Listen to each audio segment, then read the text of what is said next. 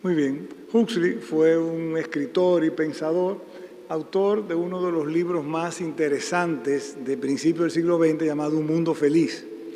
Pero era además un tipo muy peculiar, interesado en ciencia, en espiritualidad. Era el momento después de la Primera Guerra Mundial, después de la Gran Depresión, y además tuvo la característica de que sufrió una pérdida visual temprano. Tuvo una queratopatía puntata subaguda, según el diagnóstico de aquellos años. Tuvo una pérdida importante de la visión, acudió a muchos oftalmólogos y ninguno consiguió revolver la visión. Estamos hablando de los años 1930, lo cual él lo frustró y buscó la solución en un método llamado el método Bates.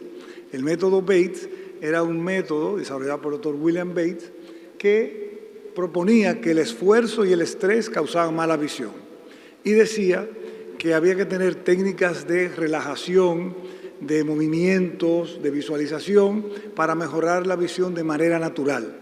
Fue muy frecuente en esos años esos métodos porque no había medicinas.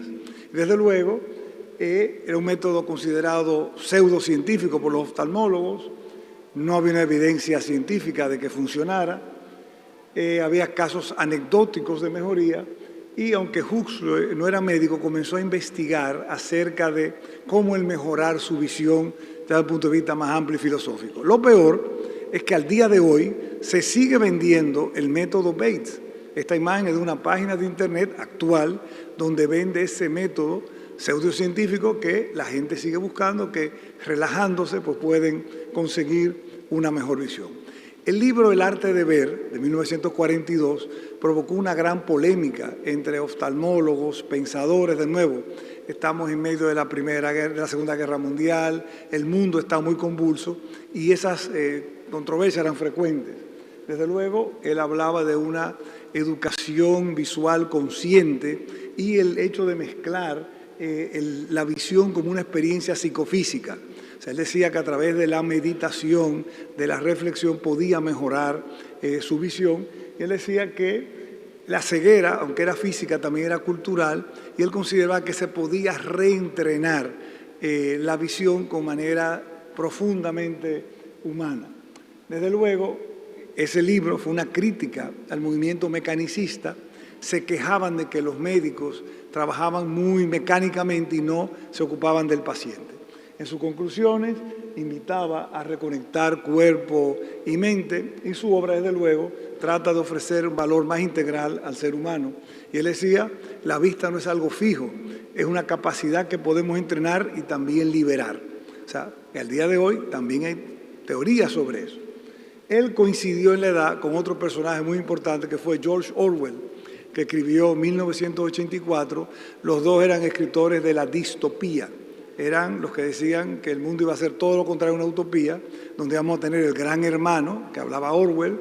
Él fue el famoso escritor de La Guerra de los Mundos, aquella narración que se hizo una radio en Estados Unidos, que la gente puso la radio y de repente decía, los marcianos están invadiendo, están atacando, y hubo una epidemia de pánico en las ciudades.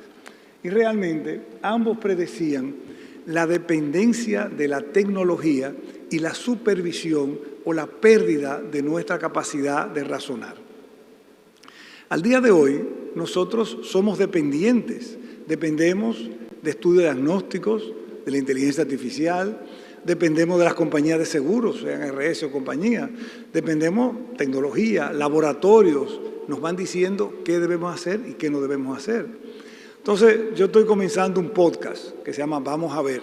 Pueden verlo si quieren, ya hemos entrevistado a los dos para allá, es una entrevista muy buena, la doctora Lisa Sánchez, Carlino también, muy buena. Y yo le pregunté al ChatGPT, que ya somos amigos, el ChatGPT o el Gemini de Google, que es muy bueno, cuáles son las controversias que hablan los pacientes sobre oftalmología en los foros no oftalmológicos.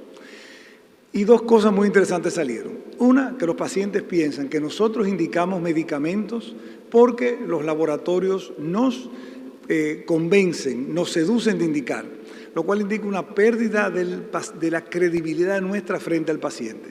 Y eso, desde luego, claro, cuando yo uso cualquiera de esos de inteligencia artificial, sea el ChatGPT o el Gemini de Google, le pido que me dé las fuentes.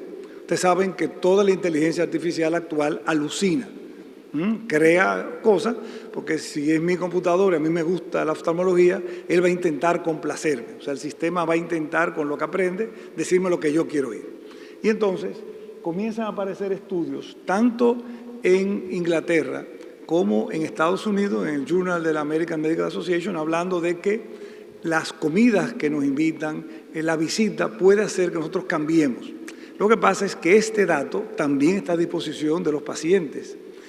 Y en el mundo de hoy, donde vivimos frente a unas empresas monstruosas, que son las ARS y las compañías de seguro, no se olviden de las compañías de seguro, nuestro aliado debe ser el paciente. Y si perdemos la credibilidad del paciente, pues puede ser una gran dificultad para nosotros. Y también el asunto de los estudios que indicamos. Fíjense cómo en la charla de Ruth hablaban de pacientes que nadie habló con ellos. Llegó el paciente, tiene una tomografía, y nosotros hacemos mecánicamente lo mismo.